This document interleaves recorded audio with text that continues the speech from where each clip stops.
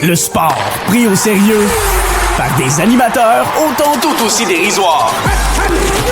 Avec Emilio Constanza. I'm a fun guy. Félix Forget. As there's a drive in a deep left field by Castellanos, it will be a home run. Et Pierre-Olivier Poulain. This man was a bona fide scrub. He can't play. La triple menace.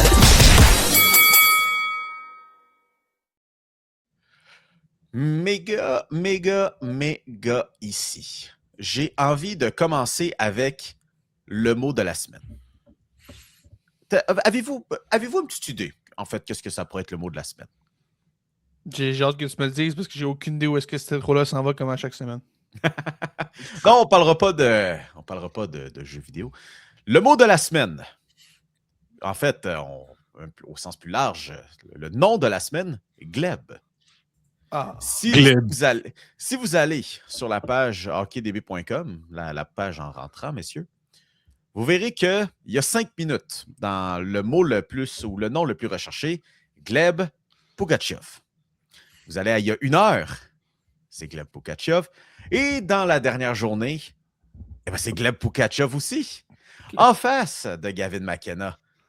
En face de Zach Werenski. En face de Callum Malhotra. En face d'Ivar Stenberg. J'aimerais ça voir. Écoute, je vais starter ça avec un hot take. Là. D'après moi, les bureaux de Google n'ont jamais entendu le mot Gleb être prononcé ou écrit en recherche autant de fois dans leur histoire. Gleb. On peut-tu prendre une seconde pour hier, quand il avait son premier point de presse, Arpin Basso, afin qu'il pose la question. Est-ce que tu peux juste prononcer ton nom pour nous, qu'on sache comment le prononcer? Et là, il y a une erreur dans la traduction parce que Gleb demande est-ce que tu veux le nom complet ou juste le prénom? Mais le traducteur lui demande juste Gleb. Et lui de répondre stone face, avec aucune émotion dans sa face, juste Gleb. Puis là, évidemment, là, on demande de répéter parce que ça, ce bout-là, on gérait, c'est le nom de famille qu'on voulait avoir. Mais écoute, ça a été un moment assez comique à la fin du point de presse hier de Pugachev. Un curieux personnage dont j'ai hâte qu'on parle sur ce show-là, mais c'est un curieux personnage. D'ailleurs, je suis juste allé voir faire la recherche vite sur Elite Prospect. Là, on parlait de HockeyDB tantôt. Je voulais voir si Elite Prospect, c'était la même chose. Il est 4e, Gleb Pugachev. Ouais, mais tu sais, HockeyDB, c'est le moteur de recherche du peuple, hein? Puis, ouais, c'est vrai. Elite Prospect, souvent, c'est littéralement des confrères des médias, des recruteurs, des pisteurs. Les joueurs sont là-dessus aussi avec leur profil vérifié. C'est comme le Facebook, hein, des joueurs de hockey, à la limite. OK, puis HockeyDB, c'est quoi? C'est genre... Celui du peuple. Google? Mettons, c'est un moteur de recherche. C'est vrai. C'est un moteur de recherche. Tu as tes informations rapides, tout ce que tu as besoin de savoir à la base. Lâche ça où il était repêché. Mais là, Elite Prospect, tu as le dossier complet. Puis, on adore les deux, je veux dire. Plus souvent qu'autre chose, c'est plus rapide d'aller chercher le truc sur HockeyDB. C'est le premier qui sort quand tu tapes ça dans ton moteur de recherche. Donc, on salue. Cela dit, bonjour tout le monde. Bienvenue à la Triple Menace, cette édition du 28 juin 2026. J'espère que vous allez bien. On souhaite la bienvenue si c'est votre premier arrêt ici. Comme à l'habitude, on est en compagnie de Félix Forget, Pierre-Olivier Poulain et moi-même, Emilio Constanza, pour discuter un peu au lendemain de cette grosse fin de semaine de hockey, même si aucun match qui s'est joué. Il y a eu bien de la nouvelle là-dedans. Avant qu'on rentre dans les nouvelles, c'est encore d'actualité, hein? Puis ça va le demeurer, en fait, probablement jusqu'en 2028, probablement jusqu'à notre mort. Mais il y a 2 semaines, on a enregistré un épisode avec un bon 30 à 35 minutes avec Maxime Trouman, fondateur du blog Dans les coulisses, en plus d'être ancien rappeur, accessoirement, pour l'Assemblée. Alors, on parle du stade olympique, l'avenir de celui-ci et comment cette dynamique-là aussi affecte le futur du CF Montréal.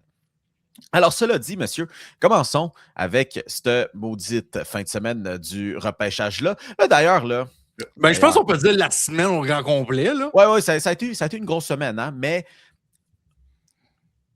si tu as un bon cas de figure, on peut arrêter le repêchage décentralisé? C'est fini, là? Écoute, il faut que je le donne. Là. Je vais le donner au moins à la Ligue nationale. C'était moins pire cette année. Oh, Au moins, on n'avait pas les entrevues Zoom en tant que telles. Puis les célébrités qui misprononcent des noms à coucher dehors. Ça, pour moi, la Ligue nationale, au moins, s'est améliorée un peu là-dessus. OK, on va oublier l'affreuse annonce de Justin Bieber pour Gavin McKenna, mais bon, ça, c'est... Honnêtement, là, t'attends toute ta vie, là, puis tu sais, on s'entend, là, Gavin McKenna, malgré tout le bruit qu'il y avait autour de lui, là, il le savait, là. Tu sais, je pense que c'était écrit dans le ciel qu'il allait finir premier overall. Je pense que ça fait quoi, 4 ans qu'on parle de lui comme un gars qui allait sortir le premier de sa cuvée. T'attends toute ta vie, puis t'as ça comme annonce. C'est genre, pourquoi? Et après, t'as le vidéo d'Austin Matthews, mon Dieu, que de passion. En otage?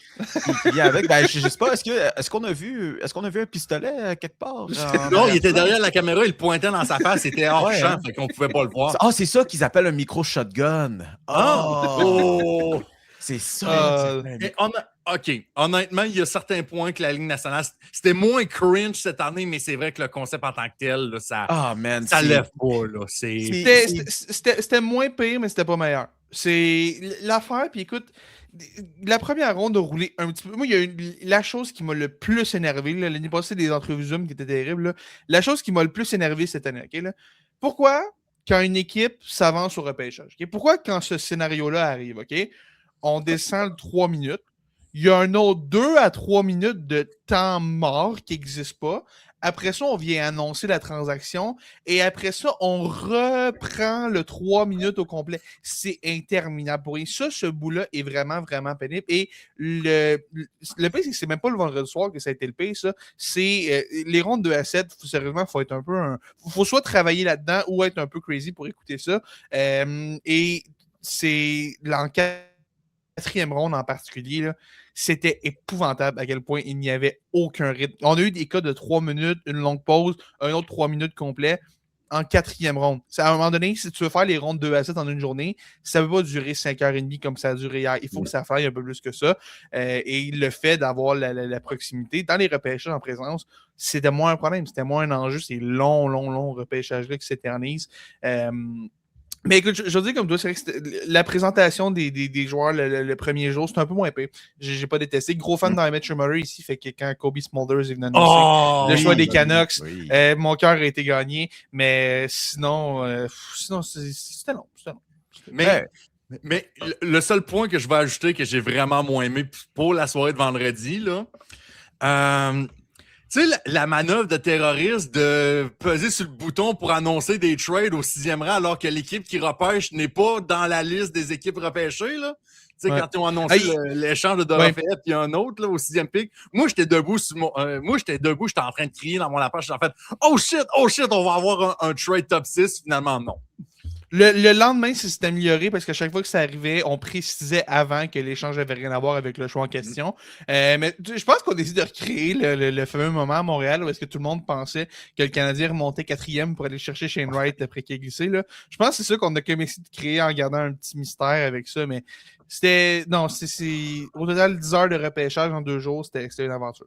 Ouais. Oui. En tout cas, j'espère que le samedi, tout le monde présent avait le dîner au moins de compris. Là. En tout cas, dans la GMQ, il refile le dîner.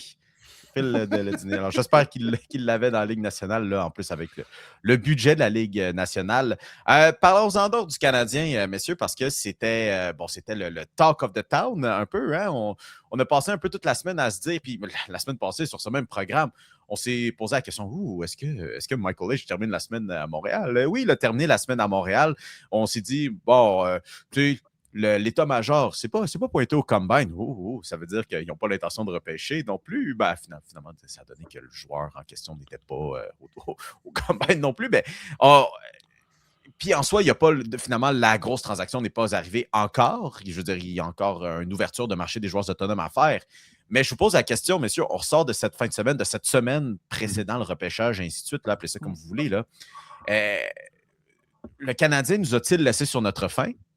Mais oui, je pense qu'avec tout ce qu'on s'attendait de la part... Le fait qu'on ait repêché en fin de première ronde, c'est un peu un échec en soi, dans le sens où le Canadien voulait vraiment échanger ce choix-là, voulait s'améliorer dès maintenant. À ce niveau-là, je pense que oui. je pense que Pugachev, autant c'est un gars qui cadre avec le Canadien, qui fit avec Demidov et Zarovski puis tout. Je pense que ça, c'était un peu l'option de, tu sais, le bouton Break in Case of Emergency, là. Je pense que c'était plus ça que le cas de Pugachev à Montréal. Si jamais on n'y arrive pas, ben au moins, on peut juste s'accrocher à ce temps-là, un joueur qu'on aime bien, qui risque de chuter jusqu'à la fin de la première ronde. On s'est avancé pour le sélectionner.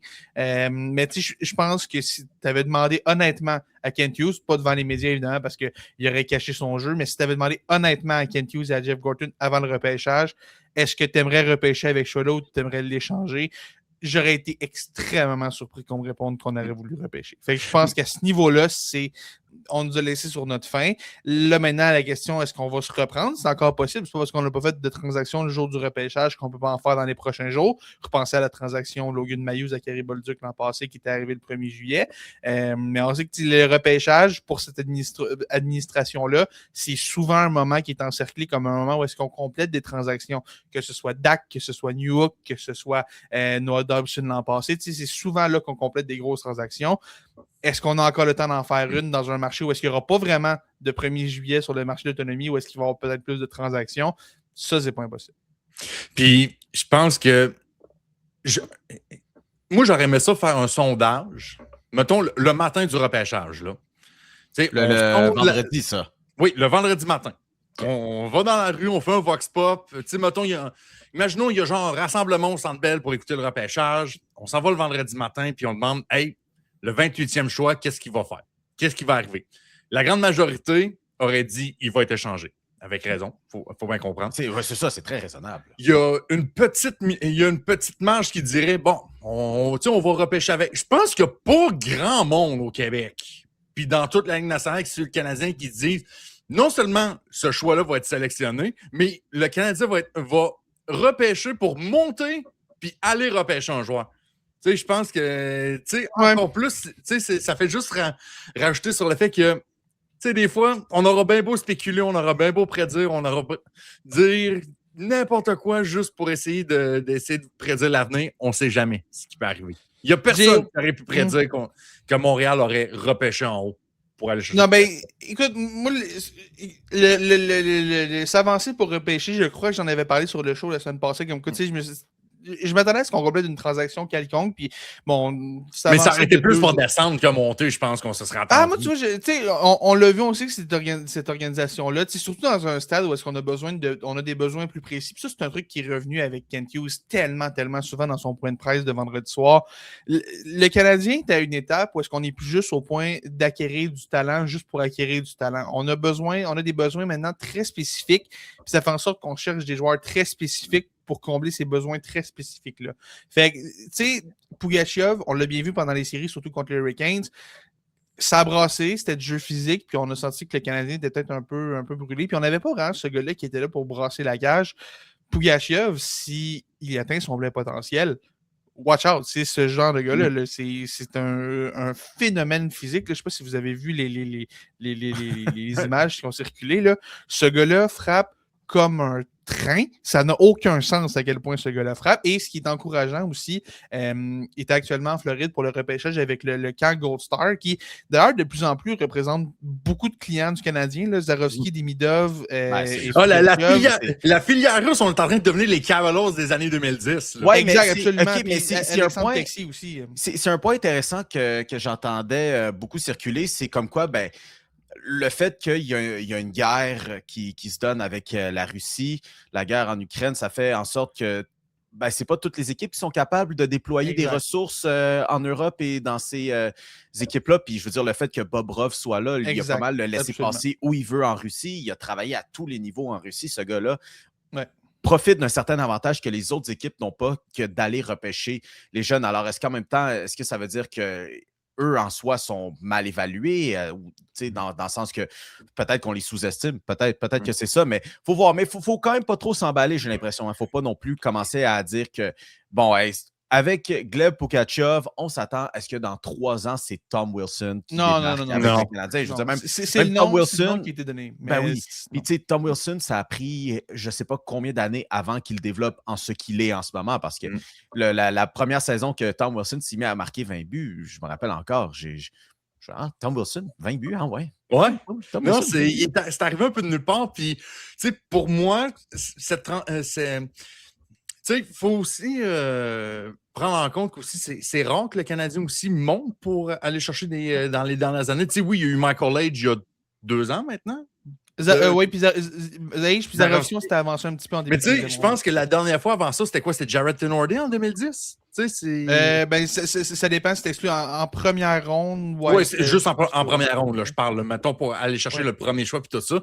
Puis écoute, moi, je suis un petit peu plus vieux que vous autres. Moi, je me souviens le hype un petit peu plus que le CH en 2013 quand on avait Michael McCarron, qu'on était genre, hey, gros bonhomme, frappe tout ce qui bouge, puis tu sais, ça va être comme notre futur attaquant de puissance là-dessus. Moi, j'ai encore un petit peu un PTSD là-dessus. Fait que c'est pour ça que moi, je suis un petit peu plus ancré au sol dans le cas de Gleb Pugachev. Mais c'est vrai que quand tu regardes les faits saillants sur Internet qui ont passé après le repêchage, t'es comme ouh! C'est incroyable. J'ai rarement vu un espoir frapper autant que ça. Aux yeux de bien des gens, c'était l'espoir le plus physique, même le plus violent, entre guillemets, de cet espoir de cette QV-là. Et quand tu regardes les images, tu comprends assez facilement pourquoi. Autre avantage aussi de ce qui est cool pour lui, c'est là, il est en Floride en ce moment. Il ne retournera pas tout de suite en Russie. Le plan, c'est de l'amener au camp de développement et il veut peut-être même rester un peu plus longtemps. On sait qu'il y a des Midov et Zarovski passent une partie de l'été à Montréal ensemble pour s'entraîner. Pugachev aimerait possiblement passer une partie de l'été à Montréal avec eux aussi. Il connaît bien d'ailleurs des Midov et Zarovski. Et ce qui est intéressant, c'est que Pugachev racontait en entrevue dans un média russe que le Canadien, lui, quand on lui a parlé, Bobrov lui a parlé au camp Gold Star et il envisageait déjà un trio tout russe. Ce qui est intéressant parce qu'en ce moment, on voit les trois comme des alliés. Mais on voit peut-être plus Zarovski au centre de ce trio-là. Zarovski joue un peu au centre en Russie. Fait intéressant de voir qu'on a vanté déjà un peu. On a réchauffé Pugachev à l'idée d'un trio complètement russe. Là, quelque chose comme genre Pugachev, Zarovski, Demidov. Puis là, d'ailleurs, Zarovski était justement à cette espèce de camp la troupe Dan Milstein, on va dire ça de même, là, de Gold Star. Puis là, d'ailleurs, il y a peut-être un autre nom russe duquel on va parler un peu plus tard. Mais au bottom line, OK, on parle quand même d'une déception. Pop, toi, tu te retrouves déçu quand même aussi. Non, pas une déception, mais tu sais, je fais juste tempérer le hype de mon côté. De là à dire que ce gars-là sera rien ou non. Mais de manière générale, là, je parle là, du fait qu'il n'y a pas eu la grosse transaction pour le deuxième joueur de centre jusqu'ici. Ben, moi, de la façon que je voyais, tu sais, j'étais... Tu sais, faut pas oublier une chose, là, tu sais, quand on parle d'heureux ou de déception, tu sais, c'est tout le temps à base de partisans. Des fois, on a un peu nos lunettes sentimentaux de se dire, ben là, s'il n'y a pas de transaction, tu sais, des fois, il y a le rush de dopamine qui vient avec cette transaction-là, puis finalement, qui vient pas, qui cause un peu cette frustration-là. Mais moi, ce que je voyais ça depuis le début de cette semaine-là, c'est quoi le mantra que l'administration Jeff Gorton, Kent Hughes dit depuis qu'ils sont arrivés? Si on fait une transaction, c'est parce qu'il y a un but derrière ça, puis c'est pas échanger pour échanger. Puis là, c'est le meilleur. Cette semaine, c'était le meilleur test de voir est-ce qu'on conserve ce mantra-là ou justement le succès des dernières séries éliminatoires-là fait qu'on va sortir de ce plan-là. J'en suis tombé sous la pression du fait que d'autres équipes. Oui, c'est ça. Est-ce que tu te sens vraiment dans la pression de. Oui, il y a aussi les autres équipes de l'Atlantique qui s'améliorent un peu. Oui, il y avait aussi cette pression-là, mais toute cette pression partisane-là de dire hey, il faut faire quelque chose pour faire quelque chose. Là. Je vais juste dire quelque chose, puis après ça, on passera au prochain sujet. C'est une philosophie qui se défend et tout, mais à un certain moment donné, il va falloir que Jeff Gorton tire des leçons de ce qui s'est passé avec les Rangers. On n'a jamais fait le move dont on avait besoin pour aller chercher. Avec les Rangers, c'était du jeu physique. C'est beau d'être prudent et d'attendre d'être dans une situation de force, mais à un moment donné, si tu vas aller chercher des bons joueurs, il faut que tu te mettes en danger, que tu fasses le risque de surpayer pour un gars. Quelqu'un a dit qu'il est prêt à le faire pour le bon. On est prêt à surpayer pour un gars qui fit avec nos besoins. C'est bien beau de le dire, mais il faut le faire maintenant. Puis, qu'il ne l'ait pas fait là maintenant, c'est correct, mais la date limite, il n'y a rien eu. Le repêchage cette année, il n'y a rien eu. Peut-être que cette semaine, on va faire une immense transaction. On va faire un show spécial, puis on va dire Wentworth, puis on va revenir tout de suite à ça. Là, mais c'est bien beau de le dire, puis c'est beau d'être patient. Mais à un certain moment donné, il va falloir qu'on soit prêt à y aller. C'est pas juste de le dire, il faut que tu le fasses. Parce que tu n'entames quand même pas une entre-saison avec l'idée d'être une moins bonne équipe l'année prochaine. Vous avez qu'à parler à toutes les équipes de l'Atlantique qui se sont améliorées sur papier, on aimerait dire. À regarder les 2 équipes en Floride, surtout avec les Panthers, avec Brady Tkachuk qui est maintenant là. Et le retour de Barkov aussi après une année de blessure. Oui, puis Barkov qui va revenir. Ottawa, on s'attend quand même à ce qu'il y ait quelque chose, mais c'est quand même pas une équipe bien méchante non plus. Toronto avec le premier show au total. Je veux dire, l'Atlantique, ça va recommencer à bardasser. Puis la première place est tout sauf assurée pour les Canadiens et ses heureux partisans. Parlons-en d'autres de ce qui s'est passé de ce repêchage. On a mentionné comme quoi, effectivement, Gavin McKenna, premier show total. On s'en attendait, même lui, il a reçu l'appel de John Chayka avant ça. On verra tout copier de la NFL, soit dit en passant, même de recevoir l'appel de la direction avant même de se le faire annoncer en personne. Ça, c'est une autre affaire qui m'énerve du repêchage décentralisé, man. Avant, là, parce que ce qui m'a fait penser à ça, c'est que je suis retombé sur la vidéo de Michael Edge qui se fait repêcher au repêchage de 2024. Puis, tu sais, de voir que les espoirs n'ont aucune idée quand l'équipe s'en va au podium. Puis, tu sais, t'as vraiment comme une réaction 100% authentique. Ça, c'était tellement cool, man. Beckett Seneke, qui était un autre super bon exemple, là, de le voir choqué d'entendre son nom 3e au total. Là. Ça, c'était beaucoup plus cool qu'un appel niaiseux. On s'est fait spoiler d'ailleurs parce qu'on voyait McKenna au téléphone avant même que les Maple Leafs fassent leur choix. Là.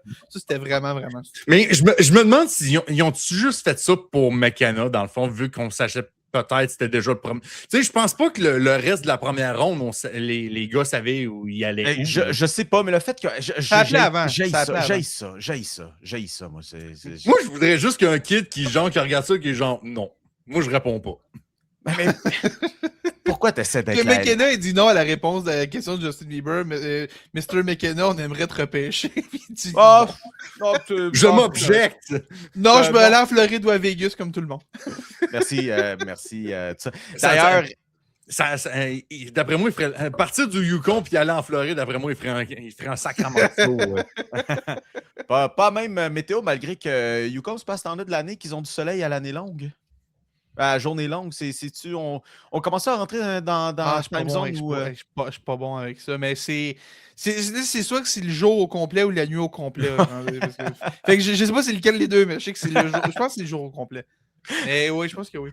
Écoute, il est rendu minuit, puis tu t'en profites encore sur la plage, gros soleil tapant. Parle-moi de ça. Oui, écoute, cette semaine, il y avait un match de la NCAA au baseball qui se jouait à minuit le soir, je pense, en Alaska. Ouais. Ouais. Ben, si ça doit être dans le coin de. Écoute, tu rendu pas mal à la même hauteur. Mais bon, podcast de météo. Podcast de météo. Oui, ben oui. Que nous sommes. D'ailleurs, la météo cette semaine, c'était soleil tapant le jour, puis l'après-midi, une petite pluie, soit une petite pluie, puis chevauche. Là, ben bon, ça, c'est encore une fois, c'est moi qui me plains. Hein? On se plaint pour bien des affaires dans la vie.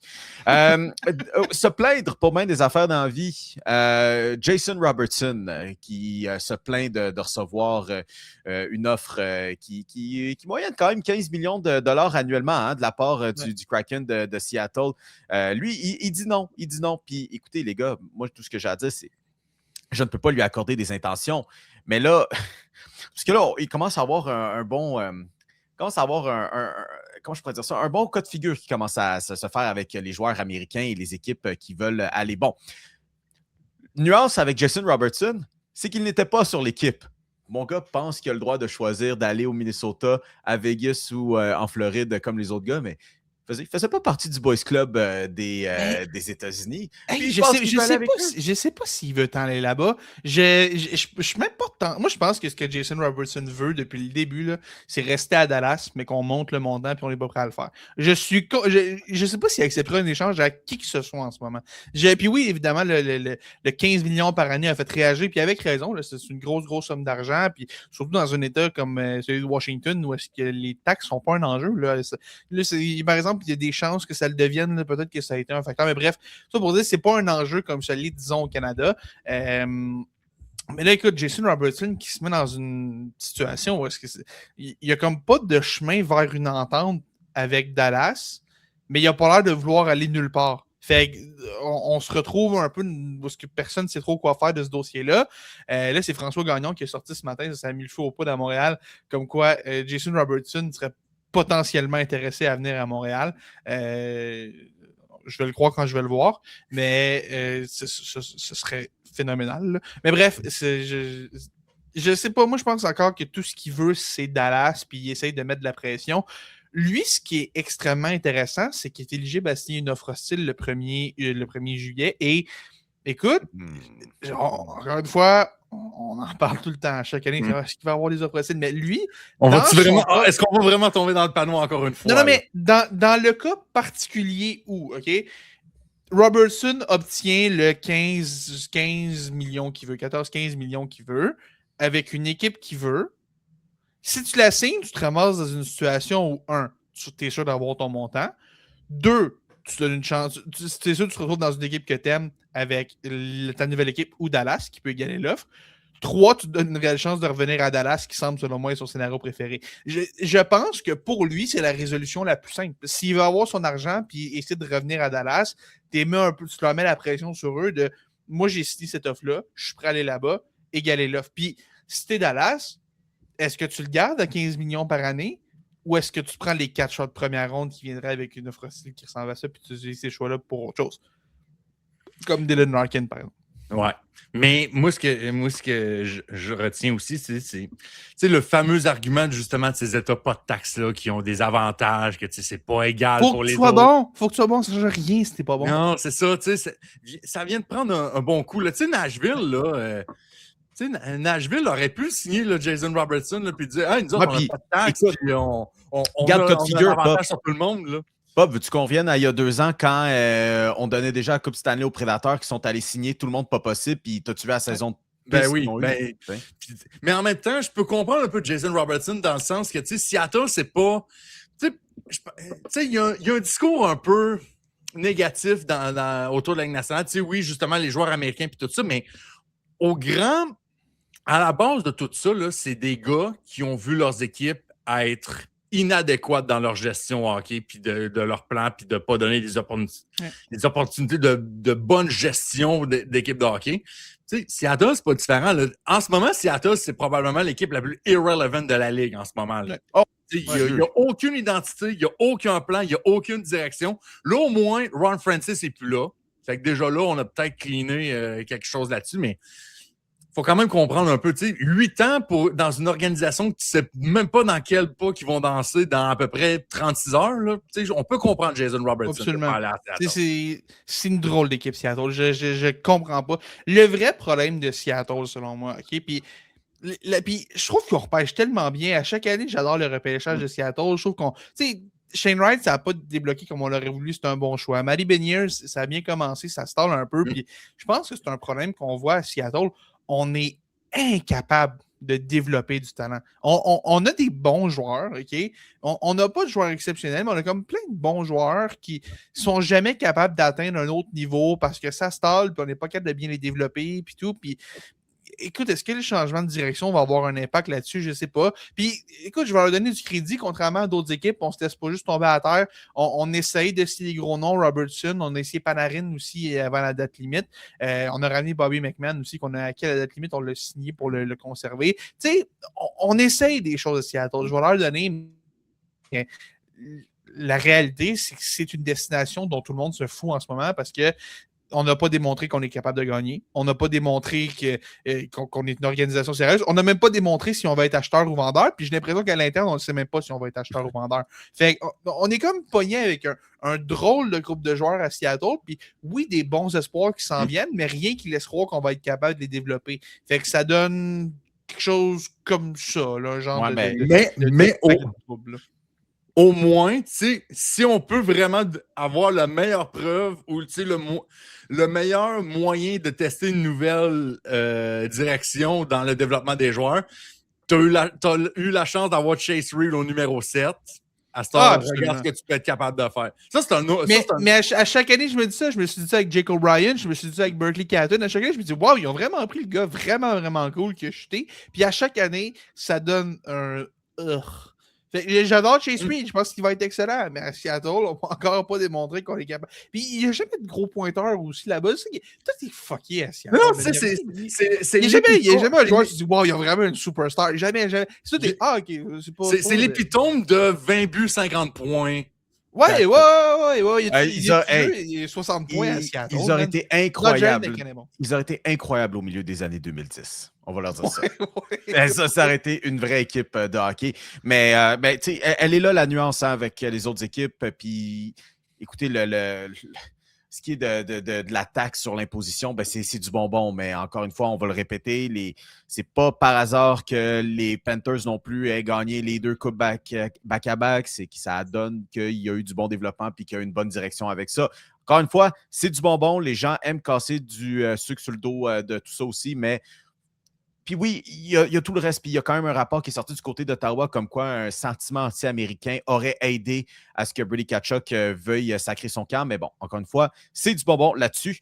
Parlons quand même direction, tout cela durant cette semaine. Pop, on a eu quand même un gros show de 2 DG qui sont sur le hot seat, hein? C'est pas encore éjectable, là, mais où ça, il commence à avoir de la fumée un peu.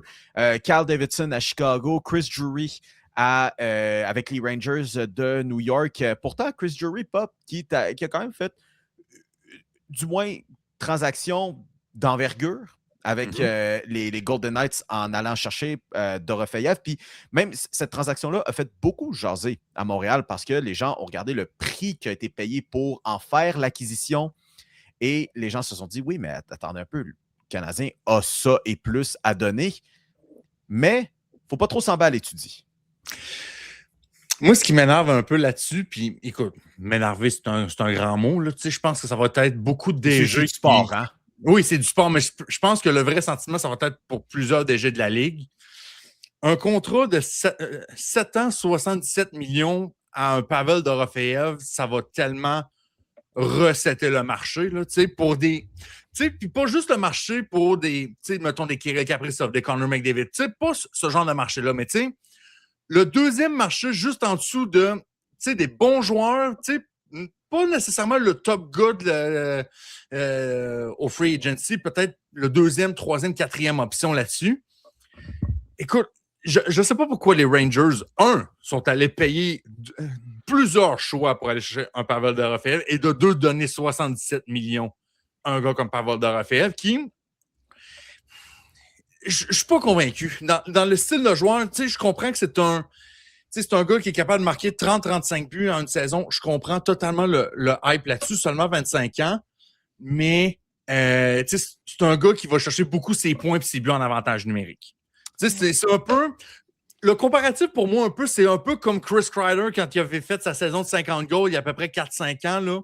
La majorité de ses buts, c'était en avantage numérique, puis il n'a jamais été capable de refaire ça. Ce qui aidait à Vegas, tu avais des gars comme Jack Eichel, tu avais des gars comme Mitch Marner qui pouvaient être excellents distributeurs de rondelles. Si on avait encore Artemi Panarin à New York, peut-être je serais moins pire là-dessus. Mais là, il y a qui, à part Adam Fox, pour distribuer une rondelle, mettons, sur l'avantage numérique avec les Rangers? Il n'y a personne. Chris Kreider, c'est bon, c'est pas lui qui distribue la rondelle. JT Miller, c'est pas lui qui distribue la rondelle. Mika Zibanejad a fait sa carrière en marquant l'avantage numérique, donc clairement, ça va pas changer encore pour l'instant. Je sais pas à quel point le fit est bon pour les Rangers avec Pavel Dorofeyev là-dessus. Je suis d'accord avec toi que les Rangers, c'est une drôle de décision de leur part. Les Rangers, eux autres, si on n'a aucune idée si on achète ou si on vend, là, on ne comprend pas. Vraiment, je vois pas de vision chez les Rangers. On dirait qu'on se dit, ben, gars, on achète Sterkin, fait qu'il faut qu'on essaie de maximiser pendant qu'il est là, mais on va essayer d'échanger Trocheck aussi en même temps, mais on va échanger Panarin puis on le gardera pas, mais on donnera pas tant d'opportunités à nos gens. C'est pas clair ce qu'on fait chez les Rangers. Je suis pas un immense fan. Puis écoute, Mio, tu parlais de Chicago avant Carl Davidson donner le 4e show total pour Bo Byram. OK. Est-ce qu'on peut ouvrir une parenthèse, OK? Juste pour ouvrir une petite parenthèse. Je reviens aux Rangers après, vas-y. La journée de mardi, là, quand tout explosé là, en l'espace de 7-8 heures, là, comment vous avez vécu ça? Moi, j'étais occupé à ce moment-là. J'ai comme tout rattrapé plus tard. Mais des points d'interrogation, des points d'interrogation un peu partout. Simon Nemec échangé, William Eklund échangé. Il y a eu l'échange Jordan Kyrou, puis là, on termine ça avec Bowen Byron contre le 4e show au total. Là. Ouais. Presque 10 ans, jour pour jour, après la fameuse heure qui a détruit la Ligue nationale avec Stamkos, Weber, puis Adam Larson, puis tout ça. Là. C'était incroyable. Oui, ben Stamkos avait signé avec le Lightning. Ah oui, ok, dans ce sens-là, oui. Il y a eu Stamkos contre le Lightning, il y a eu Taylor Hall contre Et Adam Piqué Subban Larson. chez Weber. Ok, oui. Puis la fameuse Quand est-ce que Stamkos a été changé un à Adam Non, Larson? non, ben c'est lui qui avait starté cette journée-là. C'est-tu un effet Mandela que tu es en train de nous donner là? Mais oui, ben c'est ça. Mais les Rangers en soi, hein, je veux dire, écoute, moi, on me dit avantage numérique. On regarde les Rangers, je me dis, c'est ça ou c'est rien. C'est l'avantage numérique, pourtant. Ça a été le motto des Rangers durant les 5 dernières années. Avec ou sans 5 contre 5, on peut ouvrir. On espère qu'Egor Shesterkin nous sort de l'embarras, puis on va aller marquer sur l'avantage numérique. C'est ça le motto des Rangers depuis 5 ans. Là. Puis je reviens vite à ce que je disais tantôt pour le de Raphaël. Moi, j'ai appris, j'étais sceptique du gars en début d'année, puis j'ai appris à l'apprécier parce que oui, c'est un marqueur, mais c'est aussi un gars qui est excellent défensivement. Étonnamment, tu crois pas ça, mais ce gars-là est vraiment pas mauvais défensivement. Puis écoute, il y a une affaire aussi qu'il faut pas oublier. Là. Oui, le 11 millions est choquant. Oui, le 11 millions, c'est gros, là, mais dans la nouvelle LNH, là, 11 millions, c'est rendu 8 millions. C'est le 8 millions Ouais, ben, je pense que 11 millions, c'est le nouveau 8 millions. Ça, préparez-vous, là.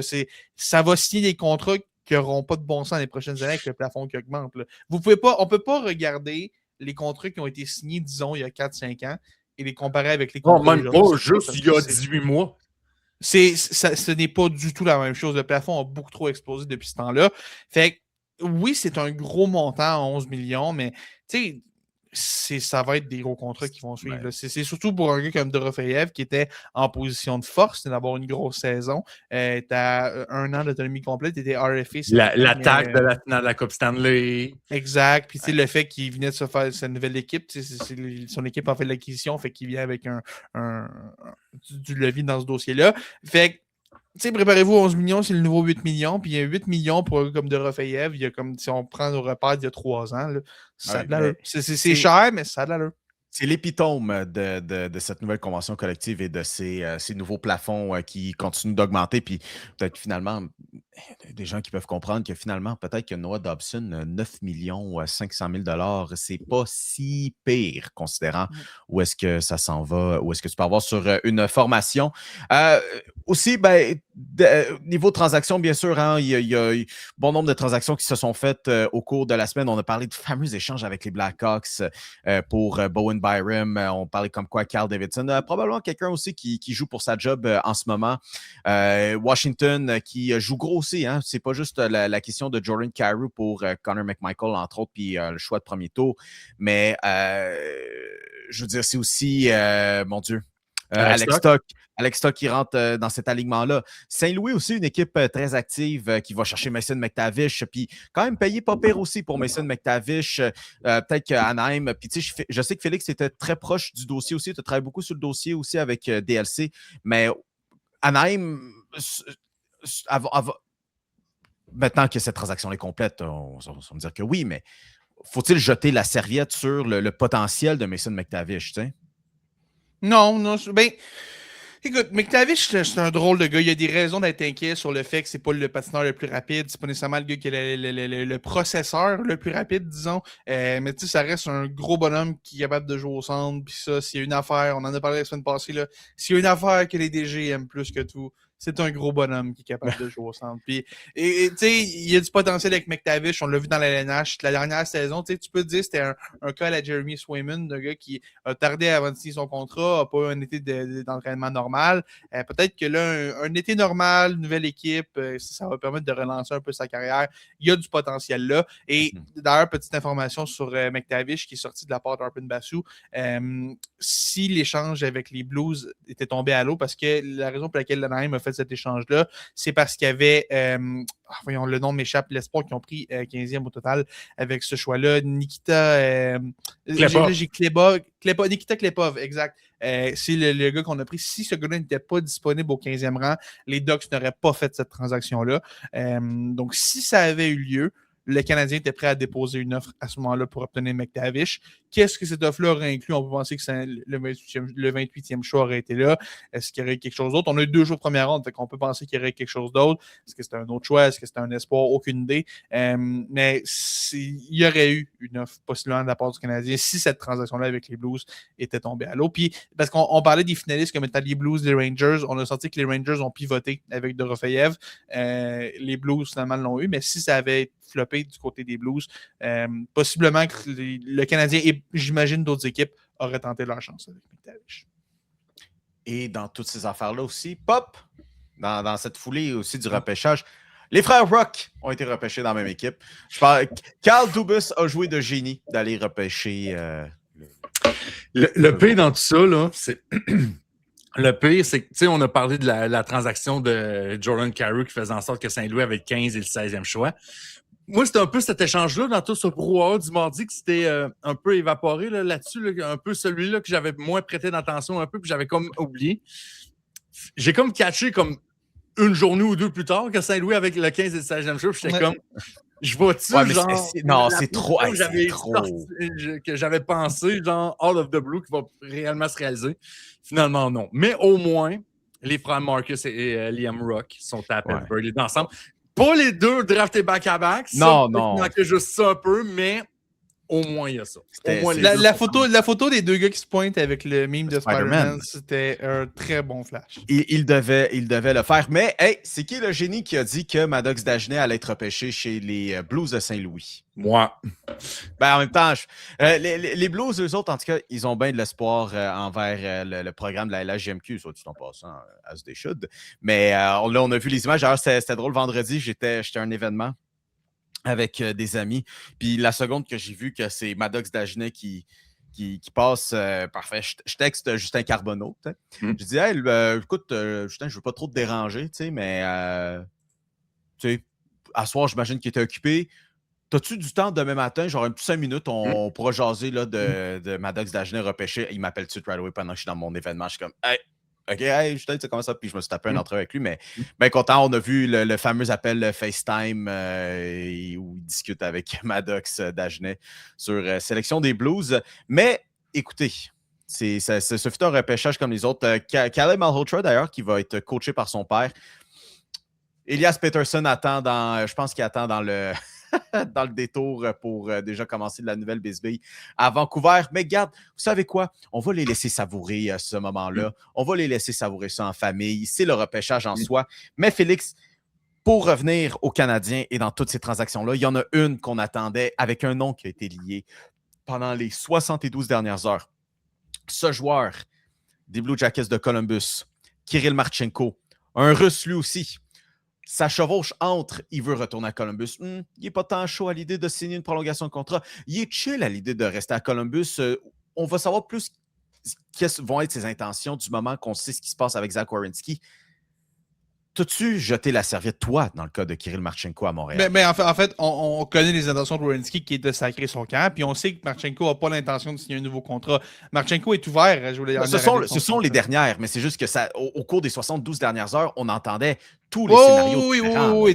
L'état de la situation est que Werenski veut s'en aller, Marchenko est prêt à jouer la dernière année, mais il ne veut pas signer un autre contrat après. Fait que, d'ailleurs, belle soirée vendredi soir pour Columbus qui apprend que Werenski et Marchenko veulent sacrer leur camp en même temps. Bienvenue à Emil Hemming, le nouvel espoir de l'équipe. Mais bref, Marchenko, pour vrai, on parlait de Dorofeyev tantôt, là, tu peux difficilement trouver un meilleur comparable pour Marchenko. Non, mais écoute, c'est la même affaire, c'est la même classe, là.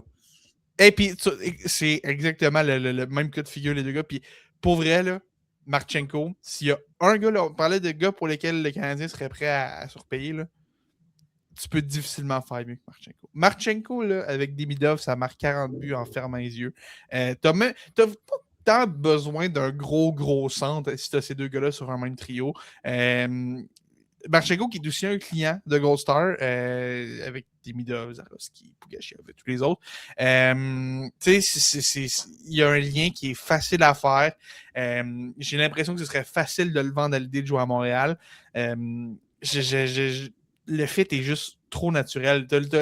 Il patine comme une bombe, il tire, c'est tellement solide, capable d'être point par match, aiderait tellement d'avantages numériques de donner cette option-là de tireur droitier qu'on avait avec Patrick Laine. Puis oui, Caulfield est là, mais Caulfield joue plus proche du filet, pas nécessairement sur le spot où est-ce que tu tires directement là, sur réception.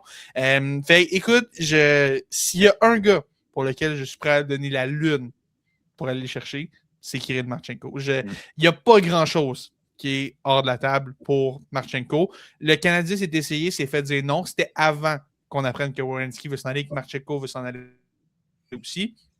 Je pense que ce gars-là a de réelles chances d'être échangé cet été. Et pour vrai, je pense pas qu'il va avoir un meilleur fit à court terme d'un gars que tu peux aller chercher qui va instantanément améliorer ton équipe.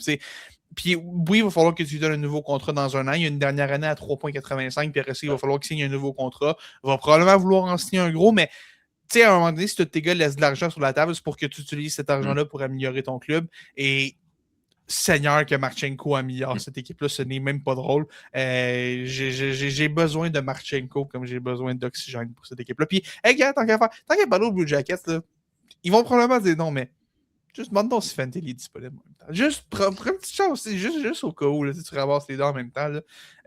Si tu as Marchenko et Fantilli, pour vrai, là, tu donnes. Il y a peut-être 3 intouchables dans toute l'organisation pour avoir ces deux gars-là. Ce serait exceptionnel, mais écoute, Fantilli, c'est plus un rêve qu'autre chose. Là. J'ai besoin de Marchenko avec les Canadiens. J'en ai besoin. Une chance que tu en as besoin parce que moi, j'ai besoin de me faire convaincre Kirill Marchenko. Pas qu'il soit pas qu'il soit un fit ou non. Moi, l'affaire, c'est qu'on va surpayer, pas une fois, mais on va surpayer 2 fois juste pour ce joueur-là.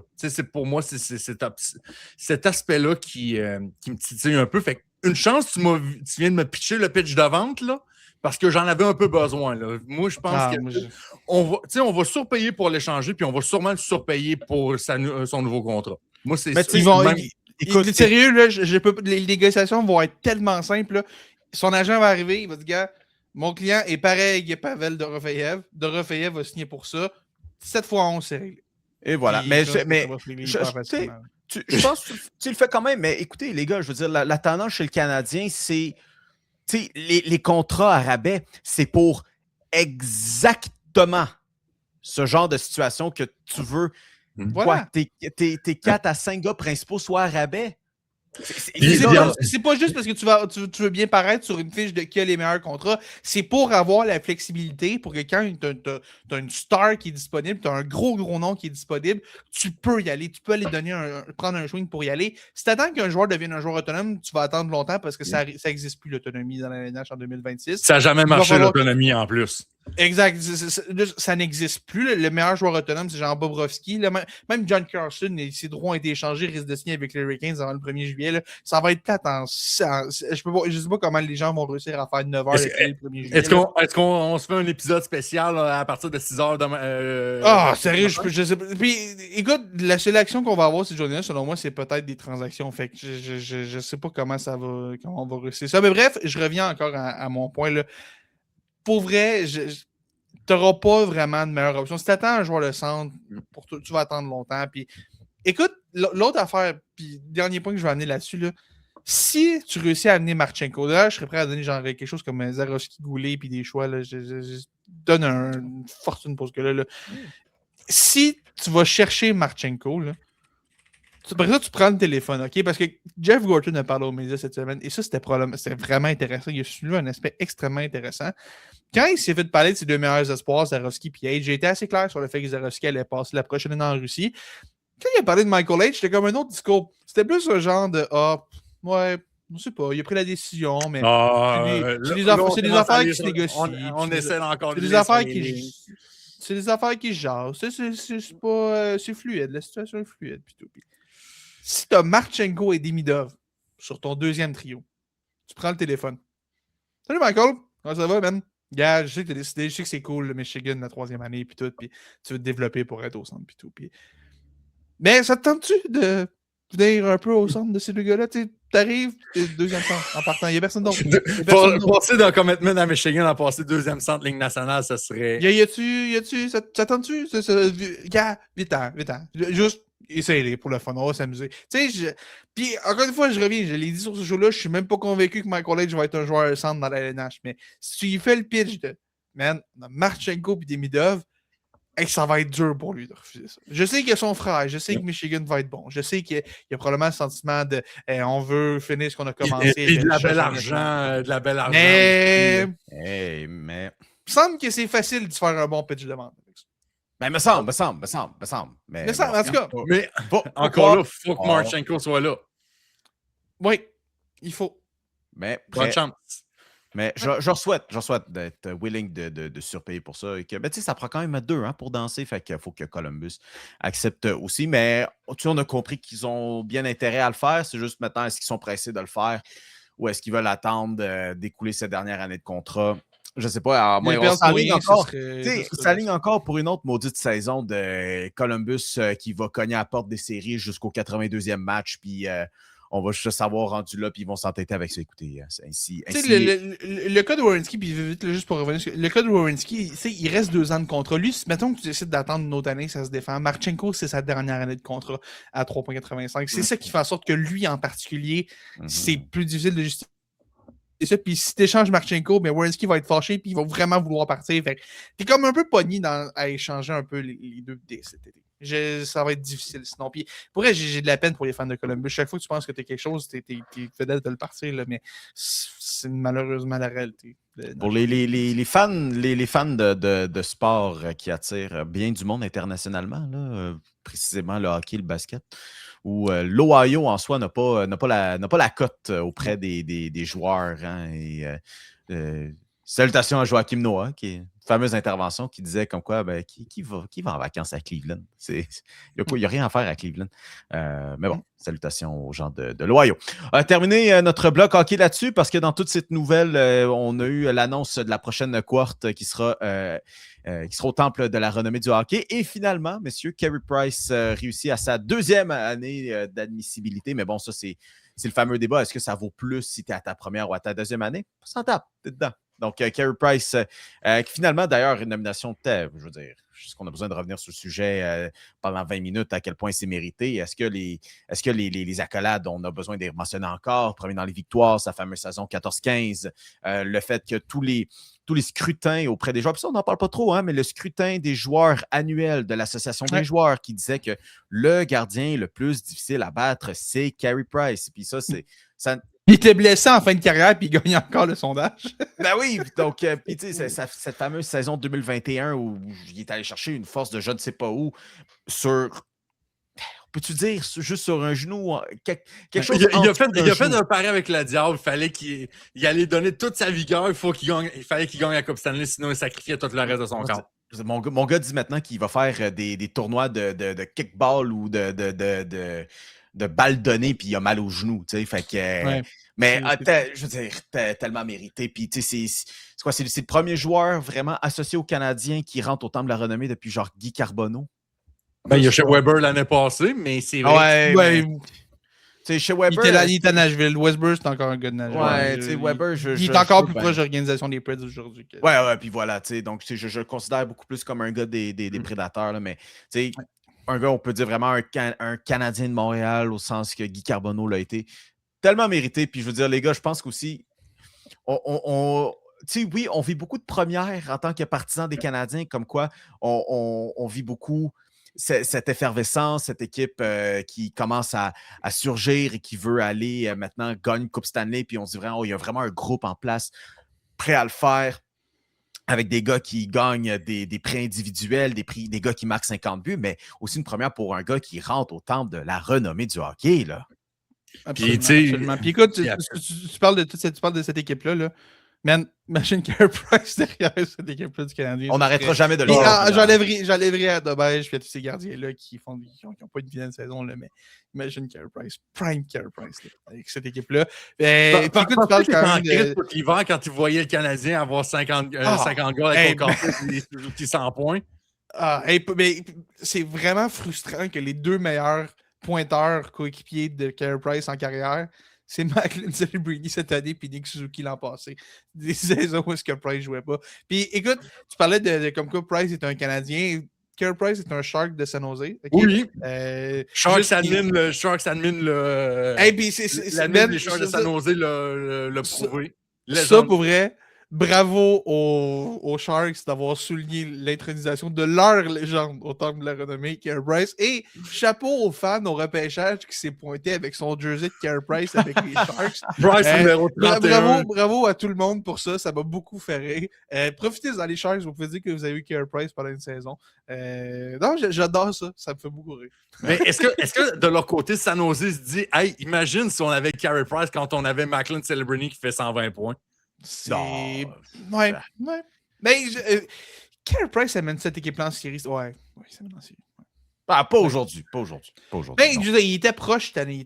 Écoute, la Pacifique était tellement. La barre était tellement basse que. Ouais. Mais je veux-tu vous rappeler que ce gars-là, il n'y a pas 2 genoux fonctionnels?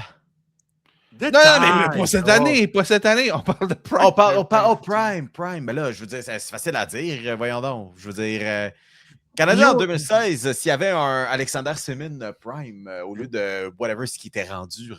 Mio, règle numéro 1 du journaliste sportif, ne laisse jamais les faits contrecarrer un narratif. Ben voyons donc, Alice. Et alors? Fais pas ce métier-là pour rien. Bref. Puis aussi, d'ailleurs, dans cette classe-là, Patrice Bergeron aussi. Lui, c'est le premier ballot. Patrice Bergeron. Patrice Selke Bergeron, devrais-je dire. Oui. Tellement mérité aussi. Lui, d'ailleurs, grosse semaine, lui aussi. Numéro retiré, plus intronisation au temple de la renommée. Il y a eu des pires semaines que celle de Patrice Bergeron. Absolument. On salue là-dessus. Mesdames et messieurs, avant de continuer, si vous ne voulez pas rater nos excellentes takes, d'ailleurs, les gens qui se sont fâchés parce que je dis le corps d'une affirmation de Shane Wright de relancer à Montréal pour des choix qui n'avaient pas de bon sens. Ben écoutez, pour les autres dans ce genre-là, passez par nos comptes réseaux sociaux, Facebook, Instagram ou encore TikTok, celle que vous voulez. On va être là-dessus. Il n'y a pas que la LNH qui a été bien occupée avec son repêchage et son marché des transactions, mais bien sûr, le basket de l'NBA. Là aussi, Félix, finalement, Giannis Antetokounmpo a été échangé. J'ai pas lancé le jinx dans l'univers pour rien. Je prends l'entièreté du crédit. Non seulement il est parti de Milwaukee, mais c'est finalement Miami qui est allé le chercher. Mais y a-tu un joueur et une équipe qui sont plus mérités dans l'histoire de la Ligue? Un qui ne sait pas pendant des années s'il veut partir, puis une autre équipe qui passe des années à se demander si elle veut surpayer pour un joueur étoile. Sérieux? Y a-tu pas un joueur et une équipe qui se méritait plus que ces deux gars-là? C'est ces deux gars-là, Giannis et l'élite, là. C'est incroyable. LeBron James et les Lakers, c'est pas pire aussi. Il fait des films, fait OK, Félix, c'est fait. Oui, c'est fait. Soyons plus fâchés. C'est fait. Je veux t'amener là-dessus, Félix, avant qu'on parle des ambitions pour le Heat.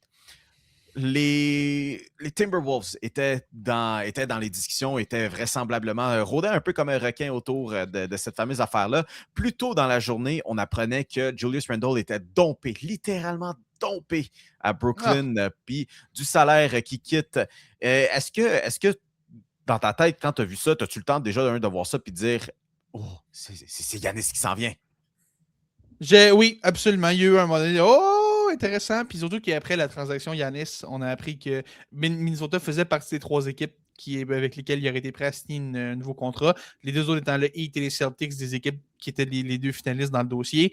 Ça aurait probablement coûté assez cher pour Minnesota de faire cette transaction-là, mais ils ont préféré aller ailleurs. On y reviendra un petit peu plus tard. Mais écoute, c'est fâchant parce que c'est tellement rare de voir un joueur étoile qui a envie de signer au Minnesota. C'est tellement rare que quand t'en manques un, c'est toujours un peu frustrant. Mais écoute, en voyant ce que Miami a payé, tu dis, ça aurait coûté pas mal cher, puis peut-être que c'est pas une vilaine chose qu'on soit passé à côté d'un gars qui, faut le rappeler, aussi bon soit-il, aussi dominant soit-il, Giannis, c'est un gars que les blessures n'épargnent vraiment pas. Et on sait que ça commence à s'accumuler, là. Puis ces spécimens physiques-là, souvent en fin de carrière, c'est des choses qui reviennent souvent.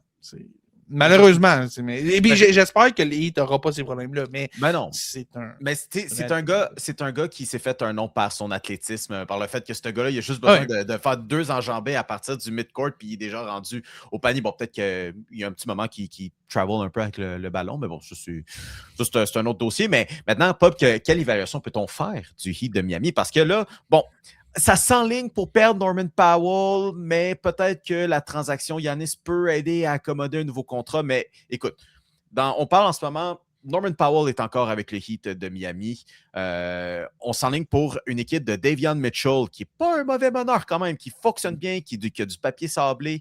Norman Powell, Andrew Wiggins, Giannis Antetokounmpo et Bam Adebayo, en plus de Bobby Portis qui ont réussi à avoir dans cette transaction-là. Puis, honnêtement, là, tu regardes comment l'Est est ouverte. Là, il y a les Knicks. Il y a les Knicks, c'est correct, ils viennent de gagner le championnat. Je pense pas qu'on va s'égarer sur le fait qu'ils vont être encore de retour l'année prochaine. Il n'y a pas de doute là-dessus. Il y a encore les Celtics. Quoique les Celtics, avec le shit show qui se passe avec Jaylen Brown, oh mon Dieu. Ça sera un autre sujet pour un autre épisode à un moment donné. Est-ce que Détroit vont réussir à garder ce momentum qu'ils ont construit l'année passée ou même depuis 2 ans, là, en fait, avec cette remontée au classement-là? Honnêtement, là, si on me dit que le Heat finit top 3 dans l'Est l'année prochaine, est-ce que c'est vraiment un argument? C'est-tu vraiment un stretch de dire que le Heat peut finir top 3 l'année prochaine? Oui, pour une raison, parce que le play-in existe uniquement pour que le Heat soit là. C'est la seule et unique raison pour laquelle... Oui, mais en fait je contre-argumenterai en disant que le play-in est pour les Bulls de Chicago, mais je comprends ton point là-dessus. Et même ton point là-dessus. Parce qu'on oublie un peu une chose. L'année dernière, le Heat avait la 2e meilleure attaque de la NBA. Derrière, si je ne m'abuse, c'était-tu OKC ou San Antonio? Je ne me souviens plus lequel qui a fini premier. Mais le Heat était... Mais oui. Mais Miami avait la 2e meilleure attaque de la NBA. Est une équipe qui joue extrêmement vite sur le pace. Avec, Eric Spoelstra a comme développé vraiment une dynamique où, il y a des changements de possession à n'en plus finir. Giannis Antetokounmpo l'année passée réussissait quand même à faire sa part de points, mais aussi à terminer avec un 9-10 rebonds par match. Pour moi, si on est juste capable d'ajouter un peu la défensive, le Heat peut vraiment espérer peut-être finir 3e dans l'Est, puis on serait pas tant surpris que ça, là. Non. En même temps, Bam Adebayo est l'ancrage défensif de cette équipe-là. Et un marqueur de 83 points en un match. À vous, hein? Ne jamais oublier. Andrew Wiggins est, à mon avis, quand même un joueur défensif plutôt respectable. Bon, c'est peut-être plus non plus la même implication qu'à Golden State quand il avait gagné ce championnat-là, mais quand même un défenseur très respectable. Et puis après ça, en plus, on a même eu le bodyguard de Giannis, justement, dans cette transaction-là, en Bobby Portis. Mais on n'a pas eu Thanasis à Antetokounmpo qui s'en vient. Ah ben là, non. Mais d'ailleurs, le dernier joueur de cette équipe 2021 maintenant qui a remporté le championnat. C'est Dan. J'ai l'impression que ça va être terminé. Comme un feeling qu'on le reverra pas à Milwaukee. Salut, bye. Donc, le Heat, en même temps, il faut regarder le restant de l'Est. Est-ce qu'on a l'impression que les Pacers sont-ils améliorés depuis? Ben non, je trouve pas que se sont améliorés, même si Tyrese Haliburton va revenir l'année prochaine. On juste se fie au pouvoir de l'amitié pour pouvoir l'emporter. Les Knicks se seront dans le coup. Alors, Pop, tu sais quoi? Je vais être avec toi. OK, fait qu'on vise un top 3 l'année prochaine pour le Heat. Le Heat peut finir top 3. D'une part égale de oui, ils vont avoir un bon club sur le court, mais le restant de l'Est va être encore... Ouais, non, c'est ça. Mais par contre, Félix, ça va être immensément drôle qu'ils terminent 9e dans l'Est l'année prochaine. Absolument. Puis la seule chose pour le Heat, j'ai besoin de voir à quoi va ressembler ce banc-là aussi, parce que c'était beau Giannis, là, mais on a échangé à peu près tout ce qui était un joueur de basketball dans cette équipe-là pour l'obtenir. Fait que j'ai besoin de voir à quoi il va ressembler ce banc-là, parce que en ce moment, c'est un 5 partant et c'est pas mal tout. Puis surtout si Norman Powell ne revient pas en plus. Ouais. Ça peut faire mal. Puis ça, c'en est un qui va recevoir des beaux bidous cet été. Oui. Puis salutations d'ailleurs. Puis ça a même coûté Tyler Hero. Mais bon. D'ailleurs, il y avait les Celtics qui étaient dans le coup. Les Celtics avaient même offert 2 choix de première ronde Et Jaylen Brown, justement, on se serait départi du fameux, de cette fameuse affaire de Jaylen Brown. Mais bon, on disait du côté de Milwaukee qu'on n'était pas trop sûr de pouvoir le garder plus longtemps que ce qui reste de son contrat. Alors, vous savez quoi? Il faut en prendre et en laisser parfois dans la vie. Mais le Heat top 3, on va aller là-dessus. Félix, les Timberwolves qui étaient dans le coup, finalement, ne sont pas allés avec ça, mais sont allés avec, mon Dieu, qu'une transaction monstre. D'ailleurs, on a essayé de te rejoindre, mais tu dormais pendant que la transaction est arrivée. Tu nous as juste répondu, puis on avait, man, c'est qu'on a hâte que Félix il ouvre la conversation de groupe pour voir que LaMelo Ball est un membre des Timberwolves du Minnesota, là. Écoute, grosse transaction, effectivement, mais il faut quand même remettre certaines choses en perspective. Oui, c'est une grosse transaction. Il y a Naz Reid, il y a un choix de première ronde. Et les fameux pick swap, oui, c'est 3 pick swap qu'on parle. Dans le fond, les Hornets vont pouvoir choisir entre 2 choix, mais il y en a 2 d'entre eux que ce sera probablement même pas un facteur parce que c'est comme impliqué dans d'autres swaps qui existent déjà. Fait réalistement, là, c'est Naz Reid pour un choix de première ronde et un pick swap. C'est vraiment cette transaction-là qui a été faite. Et sincèrement, je comprends toutes les blessures, je comprends tous les risques au niveau de l'attitude et tout, mais c'est pas cher pour LaMelo Ball qui... Non! Quand LaMelo Ball joue au meilleur de son talent, c'est peut-être un des 5 meilleurs passeurs de la ligue. Écoute, imaginez, fermez vos yeux, là. Imaginez LaMelo Ball qui fait juste lancer des alley-oops à Anthony Edwards pendant un match de temps. Mais Félix, c'est là où je vais devoir essayer de péter ta balloune. Là, puis oui, ça va être un joueur excitant. Oui, ça va être, mon Dieu, que ça va être excitant. La soupe commence pas à être chaude encore, mais on voit à l'horizon possiblement ce qui pourrait arriver au futur de Anthony Edwards avec les Timberwolves, d'essayer de l'accommoder. Je veux pas que ça se rende là non plus. Puis tu sais, j'adore les joueurs qui veulent rester avec les marché moyen, on va dire marché moyen, là, de vouloir rester là. Je sais pas si c'est du basketball de gagnant. Puis moi, je pense que oui. Je pense que oui. Où les Hornets sont allés là-dedans, selon moi, là, c'est que les pick swap, on s'entend à ce que ça puisse leur revenir payant pour pas que... LaMelo Ball est plus blessé qu'autre chose. On va y aller ainsi et on espère en fait qu'il continue à être blessé et que ça se termine en mauvaise performance et que les Timberwolves chutent. C'est essentiellement ça là, qui se passe chez les Hornets. Si t'es les Timberwolves, OK, et que ta préoccupation numéro 1, c'est à quel point ton choix de première ronde en 2034 va être haut, là, sérieusement, t'as un sérieux besoin de remettre tes pieds mais c'est ce que les Hornets espéraient en oui. Ils commencent à chuter, mais je peux pas dire que LaMelo Ball, pour moi, c'est du basketball pour gagner. Ben, écoute, c'est un gars qui a ses forces et ses faiblesses, puis elles sont extrêmement marquées. Il est très, très bon dans certaines choses, très, très mauvais dans certaines choses, dont sur le plan défensif.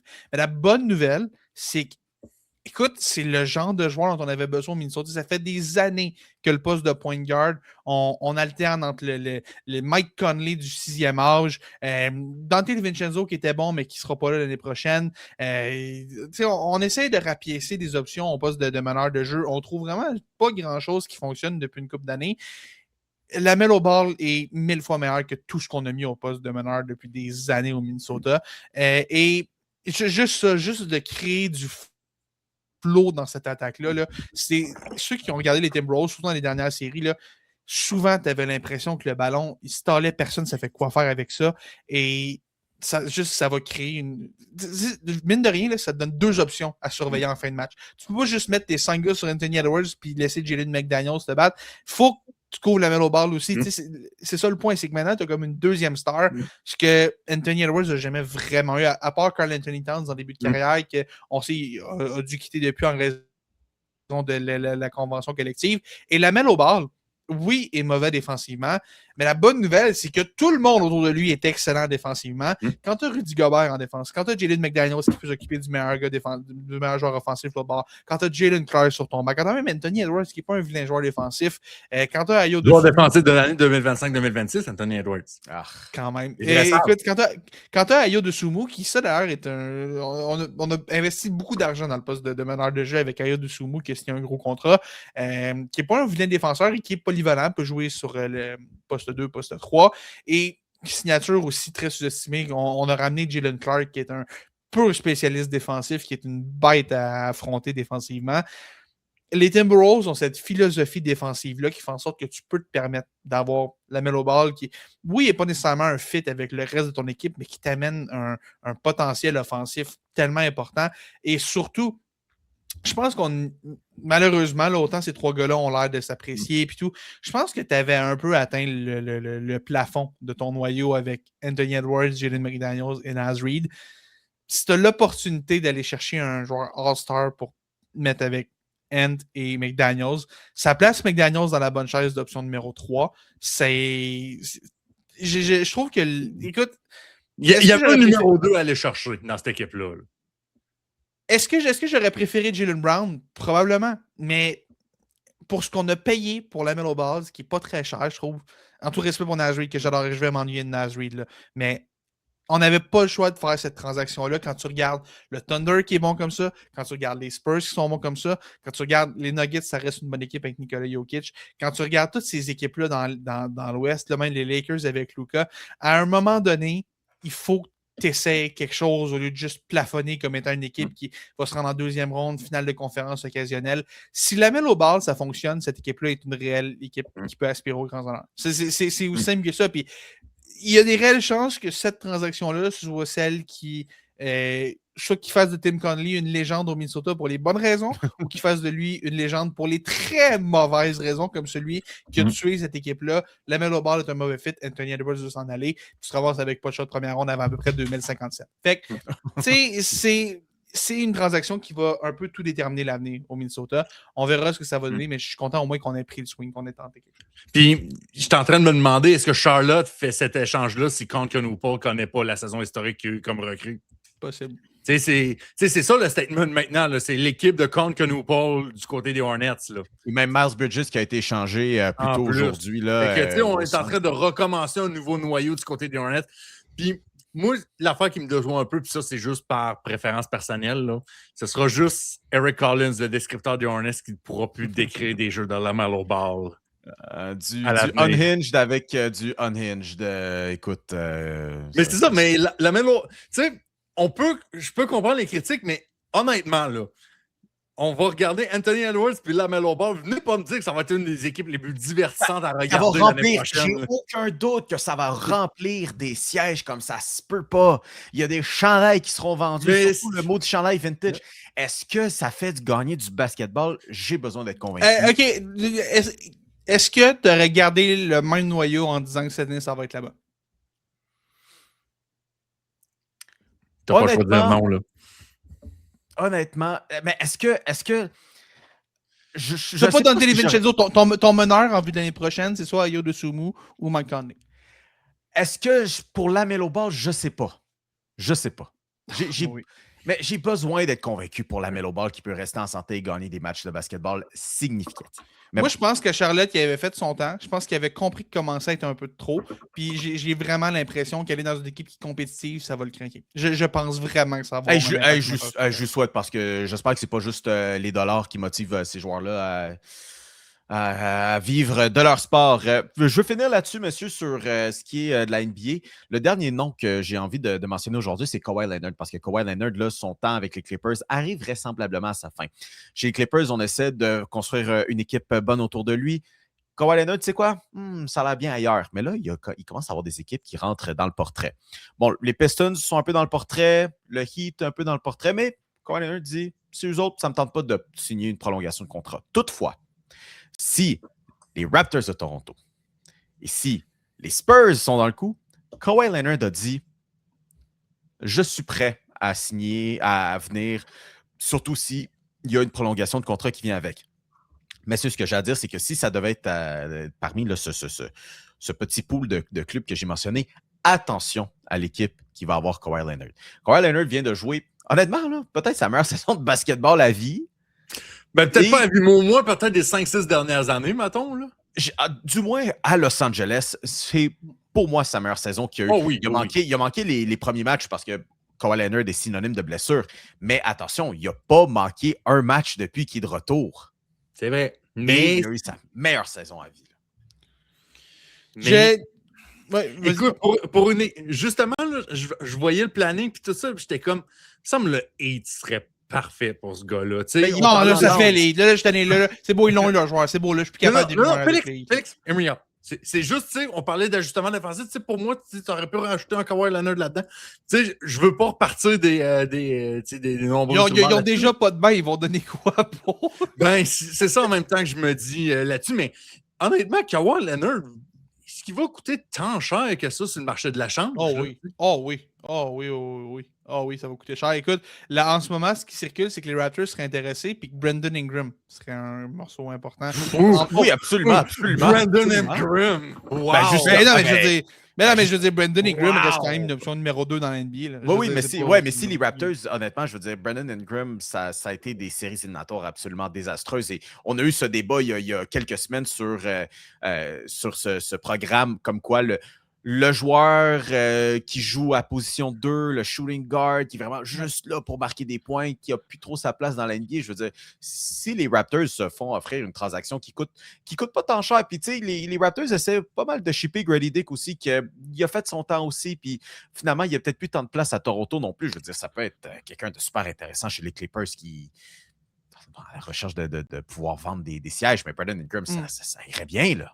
Mais oui, puis les Raptors aussi, j'ai un blanc sur la personne qui avait rapporté ça, mais la dernière fois qu'on a parlé de rumeurs sur le fait que Kawhi Leonard pourrait revenir à Toronto, à l'interne à Toronto, le feeling qu'on avait, c'est qu'on se faisait utiliser pour du levier. Fait que est-ce que c'est juste encore l'histoire qui se répète? Est-ce que Toronto est vraiment dans le coup? Il y a peut-être des raisons d'en douter, mais j'ai hâte de voir. Écoute, moi, l'équipe, le voir revenir avec les Spurs, ce serait quand même cool. Je pense pas que ça va arriver, mais ce serait cool. Ça serait violent. Oui. C'est peut-être. Les Warriors sont tellement un peu pognés dans leur situation. Je sais pas qu'est-ce qu'on donnerait, mais je veux dire. T'as-tu que les Warriors, ils veulent LeBron James? Tu sais, rendu là, je sais pas, j'essaie de trouver de quoi, là, mais je vois pas vraiment le fit. Je vois pas des... Mais c'est parce que il y a plusieurs films, mais il faut qu'il accepte de signer une prolongation de contrat. C'est ça l'affaire. Lui, il a dit qu'il le ferait, puis je pense que ça fonctionnerait pas pire, lui, de terminer une carrière, puis où les autres gars à San Antonio vont atteindre après ça leur premier gros chèque. Là-dedans, mais bon, regarde, ça va être à suivre. Moi, je suis convaincu que le fit de Kawhi Leonard peut fonctionner n'importe où. Il a quand même prouvé, je veux dire, c'est un gars qui va jouer le 3, oui. C'est un gars qui a besoin nécessairement du ballon, mais bon, tu le mets dans toutes les situations, puis je pense que ça va fonctionner dans son cas. Messieurs, on arrive à la fin de l'émission. Il nous reste encore un petit peu de balles à jaser. Grosse nouvelle quand même du côté... voyons, ça me parle, les Mets. Les Mets, hein? Les Mets sont. On a aimé ça. Là, le Mets. Là, c'était plus les Mets, on est rendu là, le Mets, maintenant. Là, le Mets, c'est les zones. On a bien aimé ça, hein, chier sur les Mets cette saison, à quel point ils sont décevants, nuls. Mais tu sais, en fait, sont-ils décevants si c'était déjà écrit dans le ciel qu'ils allaient être plus ou moins bons? Bref, regarde, eux autres, ils vont dire que non. Ça a coûté la job de Carlos Mendoza à la barre de l'équipe. Je veux dire, vos réactions, ça ressemble à quoi? Parce que, bon, avec la manière que ça joue à New York, on se dit, j'imagine que ce n'est qu'une question de temps. Comment avez-vous réagi à ça? Je pense que pour Carlos Mendoza, c'est juste un sentiment de relief. Là, je pense que c'est un soulagement pour lui. Et enfin, ce purgatoire-là est fini là, parce que c'est ça un peu le sport aussi. On veut essayer de changer les entraîneurs pour trouver un astuce là-dessus. Les Mets étaient un peu condamnés avant le début de la saison à ce que ça foire un peu. Je comprends que Beau Bichette, c'était le fun, mais tu regardais ça, puis c'est le cas classique de je vais prendre l'argent, puis je vais aller dans une autre équipe, puis ça ne lève pas pantoute, alors que ça a pris. Ça avait super bien marché à Toronto, ça aurait pu continuer comme ça, mais des Beau Bichette, Juan Soto, le contrat, je comprends qu'il délivre offensivement quand tu es sur le terrain. Là, c'est pas une affaire de même, mais cet alignement-là est tellement mal construit que tu aurais pu mettre n'importe quel genre à sa planète, il n'y aurait rien eu qui aurait pu éteindre ce feu de poubelle-là, comme on dit. Ouais, puis moi, la question que je me pose en voyant ça, c'est combien de temps ça va prendre avant qu'on se dise que David Stearns est le problème, puis qu'on dise... Ben, c'est ça! Man, David Stearns a hérité d'une des jobs probablement les plus alléchantes de l'histoire du baseball en devenant DG président des opérations baseball, sous Steve Cohen, qui est un des hommes les plus...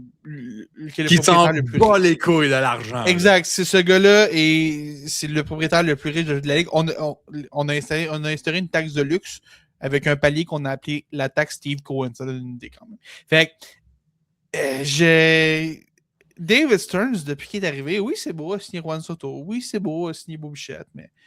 Puis Bo Bichette qui n'est pas un franc succès, là, mais...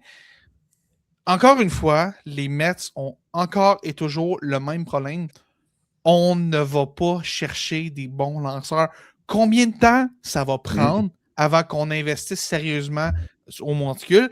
Freddie Peralta, c'était cool, mais pas tu pourras confirmer ça. Je pense que les deux, on était d'accord là-dessus. Là. À la seconde où ça a été fait, les deux, on s'est dit si Freddie Peralta est vraiment leur option qu'on envisageait comme numéro 1. Excellent numéro 2. Je dis pas le contraire. Voilà, Freddie Peralta est un bon numéro 2, mais c'est pas un numéro 1. C'est le seul équipe avec laquelle il est numéro 1. Surtout que Freddie Peralta sort de Milwaukee. Là. Milwaukee, exact, c'est ça. Faire n'importe quoi avec le lanceur puis ils deviennent élite. T'es un bon 1 à Milwaukee, ça veut dire que t'es un 2 ailleurs. Parce que Milwaukee ont une petite touche de magie qui ajoute des affaires. Mais Zurowski sera un bon 1 partout. Corbin Burns a été un vrai bon 1, mais tu sais, à la seconde qui est parti de Milwaukee, ça fait patate. Là. Ouais, c'est plus les blessures. Il y a quand même une bonne histoire. Bref, on s'égare un peu. Les Mets sont une équipe fondamentalement mal construite, puis je me demande combien de temps on peut continuer à pas blâmer David Stearns pour ça. Il y a beaucoup de chaleur sur lui à New York, mais son poste est encore visiblement assuré en ce moment. Et là, on commence à parler de possibles successeurs pour Carlos Mendoza. Les noms qui circulent le plus en ce moment, OK, c'est Albert Pujols et Carlos Beltran. Si on les cumule ensemble, ils ont géré 0 match dans la MLB. Est-ce que David Stearns va vraiment vouloir engager un gars? Alors que son siège commence à être chaud. Là. Est-ce qu'il va vraiment vouloir engager un gars qui n'a géré aucun match dans la MLB? C'est bien beau là, que Pujols a géré la République dominicaine à la Classique mondiale, puis Beltran avait été embauché par les Mets à la fin 2019 avant que son nom éclate dans le scandale. Il n'a jamais géré un match, mais qui a déjà eu sa chance avec les Mets. Il n'a jamais vraiment eu au final, mais a déjà été embauché par l'équipe. C'est bien beau tout ça. C'est toutes des bien belles histoires. Là. Mais un gars que son siège commence à être chaud ne se lance pas dans des petites expériences de est-ce que je suis capable de gagner avec un gérant qui n'a jamais géré de toute sa vie. On ne se lance pas dans des aventures comme ça. On reste avec des valeurs plus sûres. Fait est-ce que la décision va venir de Cohen directement si ces gars-là sont embauchés? Moi, ça me dit que Cohen prend les décisions et que Stearns n'a plus vraiment son mot à dire sur ce qui se passe. Je me demande combien de temps ça va pouvoir continuer là-dessus. Mais en même temps, Albert Pujols, c'est pas tant une surprise que son nom ressort. Si je me trompe pas, il n'a pas été finaliste au poste de manager du côté des Angels de Los Angeles. Oui, ben, les Angels, dans la dernière année. Pas, là. Ouais, les Angels, ça compte pas. Les Angels, c'est une joke. Là. Les Angels, ça compte pareil. Là. Non, les Angels, c'est une joke. Les Angels ont signé un gérant pour 1 an. Je veux dire, il y a eux et les Trailblazers qui font ça. Puis les Trailblazers, parce qu'ils sont violemment cheap. Fait que. Écoute, je pense pas un gérant ou un coach pour 1 an, c'est tellement dépensé là-dessus. Mais écoute, en même temps, Carlos, tu sais, c'est vrai que c'est plus des noms de, tu sais, wow. Tu sais, on veut juste capitaliser sur les noms des gérants que. Exact. Vraiment. Puis on l'a vu à Montréal, ça peut marcher. Martin Saint-Louis, on l'a vu, ça serait de fucking ça Martin Saint-Louis a hérité d'un club en reconstruction, donc... Exact, et il est arrivé dans un contexte où il y avait... Tu sais, Weekend Hughes était un DG de première année, mais Jeff Gorton est un homme de grande expérience. Les deux venaient juste d'arriver, leur poste était vraiment en sécurité encore. Tu sais, c'est dans ce contexte-là qu'il a été amené. Pas, on vient d'arriver, on va prendre un gars qui sort de la rue, puis tout, puis... Il y avait quand même des circonstances dans cette embauche-là. Ouais. On va finir là-dessus, messieurs. Félix, dernière mention, match des étoiles. Faites beaucoup jaser cette semaine. Hein? Pour faire changement. Ah, man, écoute, écoute, ceux qui n'ont pas suivi depuis quelques semaines, les fans peuvent voter sur les joueurs qui veulent voir au match des étoiles. Okay? Tous les jours, tu peux voter 5 fois et tout. Fait que on a comme un scrutin populaire qui fait en sorte que le joueur dans chaque ligue qui obtient le plus de votes entre automatiquement et tous les autres sont comme dans une finale pour toutes les autres positions, le top 2 dans une finale pour obtenir le poste de partant. On s'est retrouvé dans une situation. Parce que dans la nationale, aucune surprise. Shohei Ohtani a été nommé. Il n'y a pas vraiment de surprise. Le Japon au complet a dû voter pour lui. Puis, ça reste le visage. Il y a la machine des Dodgers d'Osaka derrière lui aussi. Là, fait que... Il n'y a pas sa meilleure saison en carrière, mais ça reste Shohei Ohtani. C'est pas n'importe qui. Dans l'américaine, okay, dans une ligue où est-ce qu'on a bon nombre de talents. On a du talent dans l'américaine. Jordan Alvarez, qui en est un. Judge est blessé, Judge est là. Bobby Witt Jr. Bobby Witt, il y a du talent dans l'américaine. Le gars qui a eu le plus de votes dans toute l'américaine, Ernie Clement, Toronto. Il n'y a pas une vilaine saison, Ernie Clement. C'est un bon joueur, mais Ernie Clement, ça reste quand même bien un deuxième but un peu scrappy qui frappe des coups sûrs, mais qui n'a pas vraiment de puissance. Pas nécessairement. Il fait des coups sûrs. Disons qu'il défie un peu tout ce que la MLB tente de marketing, là, vraiment. Là, exact. Et puis, même, tu regardes le reste du sondage, OK, là, c'est des Blue Jays partout. Vlad a une saison de misère. Vlad, on est rendu à la fin juin, il n'a aucun circuit au stade des Blue Jays cette saison. Il est parti quoi pour une quinzaine de circuits cette saison? Là? Il est à 3 à la mi-saison. C'est en ligne pour 6. Là. Écoute, Vlad a fini devant des gars comme Nick Kurtz, qui a une saison exceptionnelle.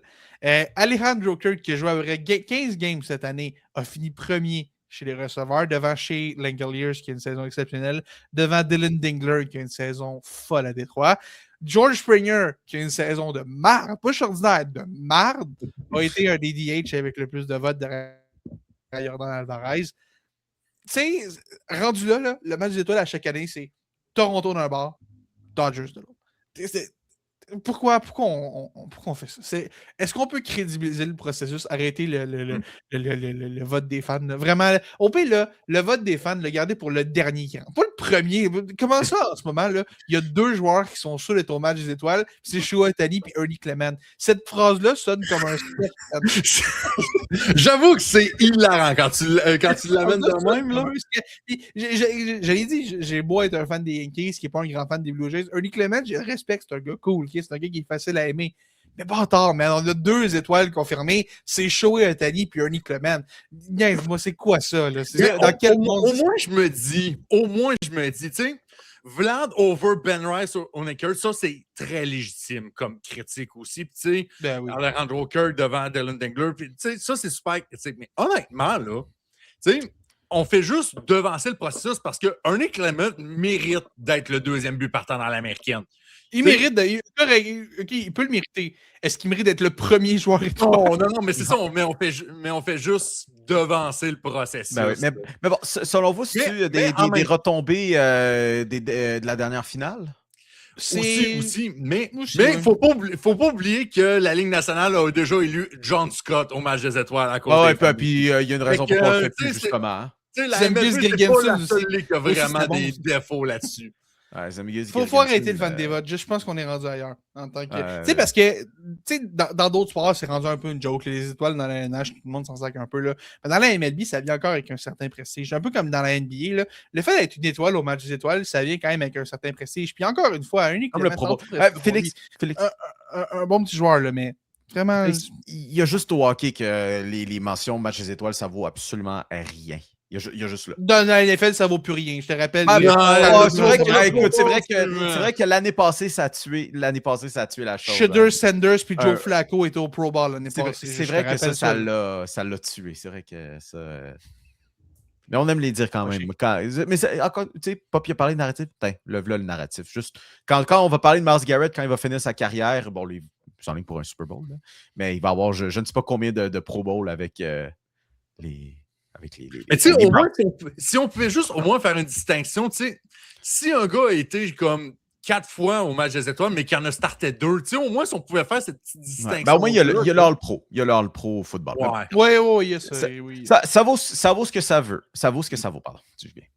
Mesdames et messieurs, c'est ce qui met fin à cet épisode de la Triple Menace. On espère que vous avez apprécié d'avoir passé la dernière heure et demie avec nous, discuter d'un peu de tout et de rien dans le monde du sport, surtout les sujets chauds, basket et hockey. Écoutez, Si ce n'est pas déjà fait, vous pouvez vous abonner à la plateforme où vous trouvez ce balado. Ne t'inquiète pas, ça nous aide aussi avec l'algorithme. Puis bon, ça permet aussi de montrer que vous aimez bien ce qu'on fait. Aussi à surveiller cette semaine, écoutez, on a le marché des joueurs autonomes qui ouvre. Ça vaut ce que ça vaut, mais il y a des transactions qui peuvent être faites tout de même. Des échanges peuvent se compléter. Alors, on vous invite à aller surveiller ça. Pour notre part, écoutez, on va se retrouver la semaine prochaine. Programme régulier de la Triple Menace. Et écoutez, passez la plus excellente des semaines.